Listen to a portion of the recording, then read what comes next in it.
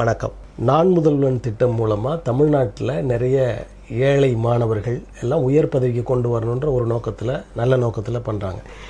இந்த நோக்கம் தமிழ்நாட்டிற்கும் இந்தியாவிற்கும் எந்தெந்த வகைகளில் பயன் தரும் அப்படின்னு நினைக்கிறீங்க? கண்டிப்பாக இப்போது நீங்கள் சரியாக நீங்களே சொன்னீங்க. ஒவ்வொரு ஏழை மாணவர்களும் தங்களுடைய உயரிய சிந்தனை, அவங்களோட ஆர்வத்தினால, அவங்களால காசு கொடுத்து கூட இந்த பதவிகளை கொண்டு வர முடியாத சூழ்நிலையில் இருக்கிற அவங்க இந்த நான் முதல்வர் திட்டத்தின் மூலமாக சேர்ந்து படித்து அவங்களோட ஆசையான அந்த ஐஏஎஸ் ஐபிஎஸ் பதவிக்கு வராங்க. ஸோ நார்மலாக என்னென்னா, ஒரு அடித்தட்டு லெவல்லேருந்து வர அந்த பெரிய அதிகாரிகள் இந்த லஞ்ச லாவணியத்துக்கோ அதிகார துஷ்பிரயோகத்துக்கோ அடிபணிய மாட்டாங்க. ஸோ இப்போது நம்ம லாஸ்ட்டாக ஒரு எக்ஸாம்பிள் சொன்னோம், நம்ம 60 பேரில் 56 பேர் நான் முதல்வர் திட்டத்தின் மூலமாக வந்தேன்.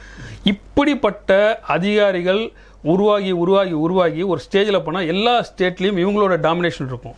இவங்களோட டாமினேஷன் இருக்கப்போ இந்த லஞ்ச லாவணியங்கள் எந்த பகுதியிலுமே அறவாக இருக்கிறதுக்கு இவங்க துணை புரிய மாட்டாங்க.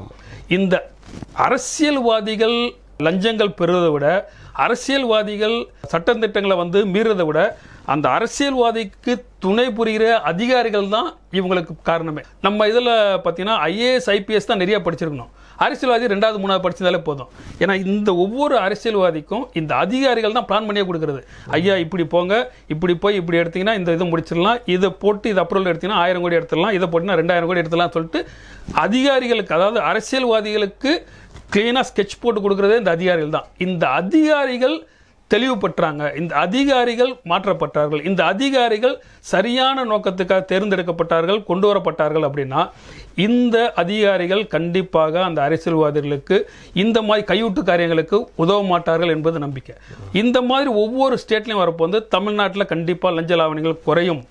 இந்த நாட்டில் லஞ்ச லாவணிகள் குறைய இது மூலயமா வர அநேக ஐஏஎஸ் ஐபிஎஸ் அதிகாரிகள் இந்தியா முழுவதும் வரப்போ இந்தியா முழுவதும் இருக்கிற இந்த லஞ்ச லாவணிகள் குறையும். இந்தியா முழுவதும் இருக்கிற அரசியல் ஆதாயங்களுக்காக இந்த அதிகாரிகளை துஷ்பிரயோகம் பண்ணுறதும் குறையும். அதுக்கு இவங்க உடன்பட மாட்டாங்கன்றது என்னோட கருத்து. அதாவது அரசு நம்மை படிக்க வைத்தது, ஆகவே அரசுக்கு உதவி செய்யணுன்ற ஒரு எண்ணம், அது இல்லாமல் நன்றியோடு இருக்கணுன்ற ஒரு எண்ணம், இவைகளெல்லாம் சேர்ந்து இந்தியா முழுவதும் தமிழர்கள் உயர் பொறுப்புகளில் இருந்தால் இந்தியா வல்லரசாகும் அப்படின்னு நினைக்கலாமா? கண்டிப்பாக. இது என்னென்னா, எல்லாருமே நம்ம படித்த படிப்பையும் படித்த ஸ்கூலையும் படித்த வாத்தியார் என்றைக்குமே மறக்க மாட்டோம். வாத்தியார் இன்றைக்கும் கூட, எனக்கு படித்து கொடுத்த வாத்தியார் கூட இன்றைக்கி கூட அந்த ஸ்கூலில் ஹெட்மாஸ்டராக இருக்கார், அவ்வளோதான். ஆனால் அவர்கிட்ட படித்தேன்னா வேறு கிரேடில் வந்துட்டேன். ஸோ அவர்கிட்ட படித்த அநேகர் இன்றைக்கி பெரிய பெரிய போஸ்டிங்கில் இருக்காங்க. ஆனால் வாத்தியார் ஸ்டில் வாத்தியார் தான். அதே மாதிரி எனக்கோ இல்லை இந்த திட்டத்தின் கீழே படிப்புக்கு கொடுக்குற ஒரு அரசியல்வாதியோ இன்றைக்கி அரசியல்வாதியாக இருப்பாங்க, நாளைக்கு அடுத்த போஸ்ட் அரசியல்வாதி தான் இருப்பாங்க. ஆனால் அவங்களுக்கு கீழே இந்த ஐஏஎஸ் ஐபிஎஸ் ஆன அதிகாரிகள் அவங்களுடைய குறைந்தபட்சம் ஒரு 40 ஆண்டுகளாவது அந்த ஊழியத்தில் இருப்பாங்க. அவங்க கண்டிப்பாக அந்த அரசுக்கும் சரி நம்ம நாட்டுக்கும் சரி பெரிய காரியங்களை கண்டிப்பாக செய்வாங்க. இம்மாதிரியான நடைமுறைகள் மூலமாக தமிழர்கள் இந்தியாவை ஆள முடியும் அப்படின்னு நீங்கள் சொல்ல வரீங்களா?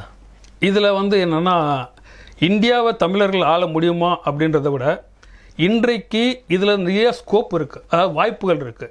இந்த தமிழகத்தில் அந்த வாய்ப்புக்கு உண்டான வசதி வாய்ப்புகள் இங்கே இருக்குது. இந்த தமிழ்நாட்டில் தான் உங்களுக்கு 60 பேரில் 57 ஐஏஎஸ் ஐபிஎஸ் அதிகாரிகள் உருவாகியிருக்காங்க. வேறு மாநிலத்தில் அந்த வாய்ப்புகள் இல்லை. ஆனால் இந்த வாய்ப்புகளை பயன்படுத்த இந்த ஒவ்வொரு வருடமும் அந்த ஐஏஎஸ் ஐபிஎஸ் அதிகாரிகள் தோன்ற அவர்கள் ஒரு ஸ்டேஜுக்கு அப்புறம் பார்த்தீங்கன்னா இந்தியா ஃபுல்லாக வந்துடுவாங்க. அதனால் கண்டிப்பாக ஃபியூச்சரில் இந்தியாவை ஒரு தமிழனே ஆள்றதுக்கும் ஒரு பெரிய வாய்ப்பும் இருக்குது. இவ்வளவு நேரமும் உங்களது மதிப்புமிகு நேரத்தை எங்களுக்கு தந்தமைக்கு எங்களது நெஞ்சார்ந்த நன்றியை தெரிவித்துக் கொள்கிறோம். தேங்க்யூ. நன்றி. நேயர்களே, அடுத்த நிகழ்வில் வேறொரு ஆளுமையோடு சந்திப்போம். நன்றி, வணக்கம்.